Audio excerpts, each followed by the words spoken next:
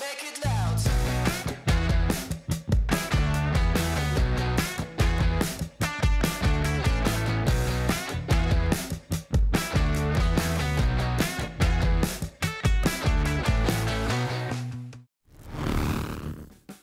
はい、どうもこんにちは。ということでね、今回はですね、カメラのお話なんですけれども、ソニーさんからですね、12月の19日に発売されたカメラ、α7 V。かなりね、前評判も良くて、自分もとても気になっていたカメラなんですけれども、もともとですね、この α7C2 を使っていましたので、どちらもね、写真も動画も撮れる万能機ということで、やっぱ用途がね、ちょっと被っちゃうんじゃないかなと思う部分もあってですね、購入はしないつもりだったんですが、詳細スペックの発表があった後ね、気づいたらもう予約開始日に予約しちゃってましたね。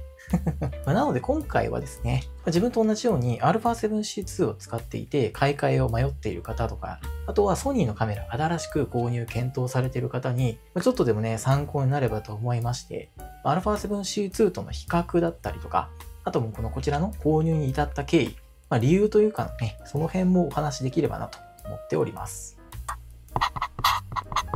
はい。で、まずですね、最初にお伝えしておくと、自分の中で感じた買い替えに至った、新しくこちらを買うに至ったですね、理由っていうのは、大きく4つほどありまして、それが液晶性能、ジョイスティック、ダブルスロット、HDMI 端子、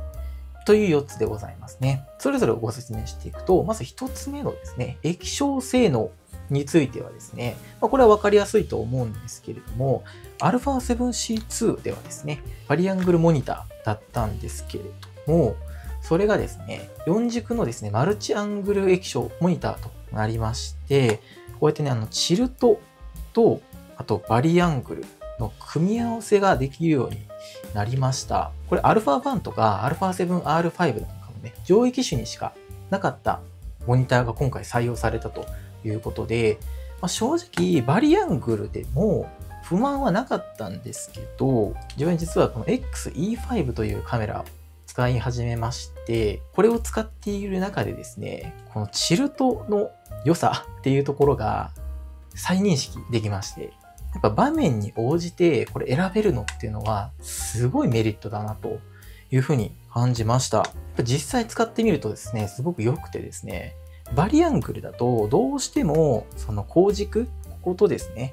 モニターの位置がずれてしまいますので、やっぱね、ハイアングルだったりとか、ローアングルで撮るときにですね、水平を保ちながら狙った画角を通るのがちょっとコツがいるというかね、慣れの問題ではあるんですけど、ちょっと難しい部分もあって、それがですね、やっぱチルトだと、後軸がですね、揃っているので、やっぱ狙いやすくなるんですよね。またですね、解像度やインチ数っていうところにも違いがありまして、α7C2 はですね、3インチの約104万ドットという解像度になりまして、α7V はですね、3.2 インチ、約210万ドットと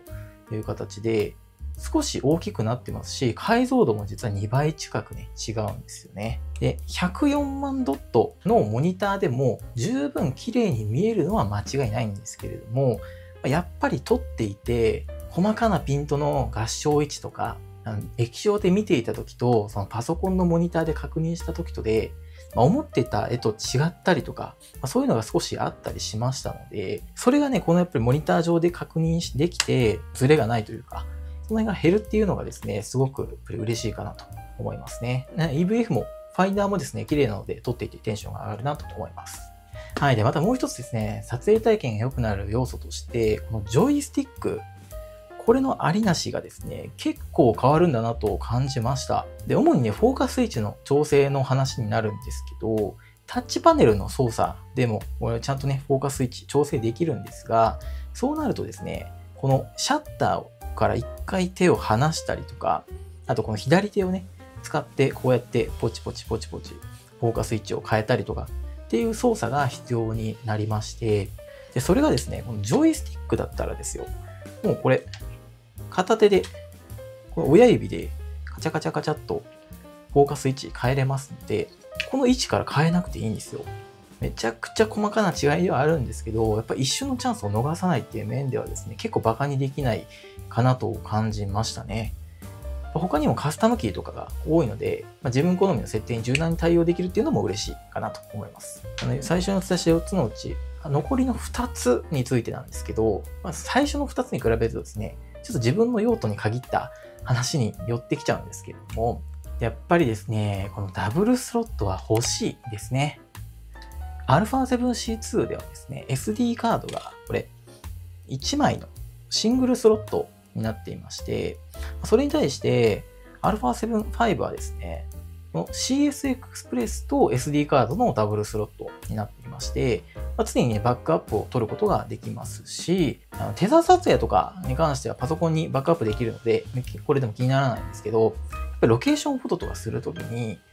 本体保存が基本となるという場合はですね、やっぱ大事なデータを守る術があるというのはね、安心感が違うなと感じました。自分はですね、昔は SD カードが壊れるというか、データが破損するなんてことはね、あんまりイメージができずにですね、大丈夫でしょというふうに思っていたんですけれども、一回ですね、過去 SD カードが読み込みできなくなってしまって、撮影していたデータがね、パーになってしまった経験がありまして、その時はたまたま自分用のデータしかなかったんでよかったんですけど、やっぱそれがあった後からね、怖くなっちゃって、仕事でのね、使用時には必ずバックアップできるようにするようにしていますね。やっぱ今後ね、イベントの撮影なんかでも、スチールを撮る機会あるかなと思いましたので、ここの機能は結構重要視しておりました。あとやっぱりよくあるメモリーカードを忘れてきちゃうとか、そういうのもね、常に2枚入っていますので、2枚目は多分ね、絶対忘れないだろうというところがありますし、あと CF エクスプレス使えるのも結構大きくって、読み込みや書き込み速度が速いので、重たい動画データなんかもですね、一瞬で取り込めますので、普段使いにおいてもメリットっていうのはこれね、大きいのかなと思っています。あと最後がですね、HDMI 端子の違いですね。はい、よいしょ。こっち。これはもう単純なんですけど、このフルの HDMI の規格の方が使いやすいです。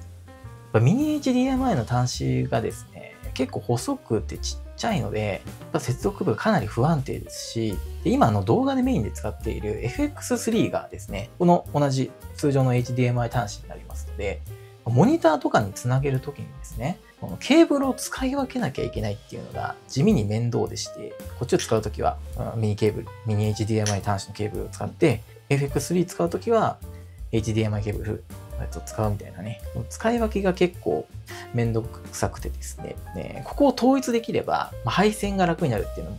あって、個人的にはすごくね、これ嬉しいポイントでございました。っていうところですね。大きなところはやっぱりこの4つになりますね。で、あと、実際に使ってみて良かった点としてはですね、シャッタースピードが8000分の1秒までメカシャッターが使えるというのもすごく嬉しいポイントでございました。光の強いね、日中に撮影するとき、F 値を明るくして撮りたいときですね、ND フィルターを使うか、シャッタースピードを上げるかになってくるんですけど、ソニーのシャッター方式って、メニューからメカシャッターか電子シャッターを選ぶ必要がありまして、これね、実は富士フイルムだったらですね、シャッタースピードの設定に応じて4000分の1秒まではメカシャッターで、それ以上になったら自動で電子シャッターになるっていう設定ができるんですけど、ソニーさんそれできないみたいでして、メカシャッター使いたいなってなった時に α7C2 は4000分の1秒までとなっていまして、それ以上設定したいとなった時にはいちいちね、メニューからこのシャッター方式っていうのをね、ポチポチと変えて電子シャッターに変えて使っていかなきゃいけないというのがあったんですよね。そこまでですね、4000以上にすることって機会ってね、少ないので、あんまり支障もないっちゃないんですけれども、それこそやっぱりね、F1.4 のレンズとかを使っているとですね、ぼかして使いたいなという時もありまして、その時に8000分の1秒までメカシャッター使えますので、その点にポチポチ変えなくてもですね、使えるというのは使い勝手がいいなと感じました。はい。あと地味にね、水準器とヒストグラムが同時表示できるのが嬉しい仕様かなと思いますね。でもこれはそのうちアップデートでね、他の機種にも対応してくれるんじゃないかなとは思ってますけどね。とですね、結構自分の中でメリットが大きくって、これはもう買いでしょうというふうに思いました。ただですね、この α7C2 もめちゃくちゃいいカメラでして、逆にこっちしかないメリットっていうのもありますので、ちゃんとお話ししておくとですね、まずはやっぱり軽さですよね。これはコンパクトさっていうところは全然違います。はい。もうね、重量が 514g と本体ですね。こちらが約 695g と 200g ぐらいですね、違いますので、これは圧倒的なメリットだとは思います。あと、動画とですね、写真を切り替える、ここのダイヤルなんですけど、α7 V のこのダイヤル、ちょっと微妙に使いづらくてですね、カスタムキーのこの配置の問題だとは思うんですけど、ぐっと人差し指を伸ばさないといけなくて、ちょっと切り替えが大変ではあります。ここ微妙なんですよね。で、逆にこっちの α7C2 のここの切り替えめちゃくちゃ楽なんで、自分はこの形状の方が好きでしたね。で、あとはやっぱり価格差がですね、10万円近く差がありますので、ぶっちゃけコスパがいいのは α7C2 だと思います。ただ自分の場合はですね、すでに軽いコンパクトなカメラとして、この XE5 がですね、すごく気に入っているということもありましたし、今後ちょっとやっぱ仕事で使っていくっていうことも視野に入れた、今後への投資っていう面もあったので、今回はね、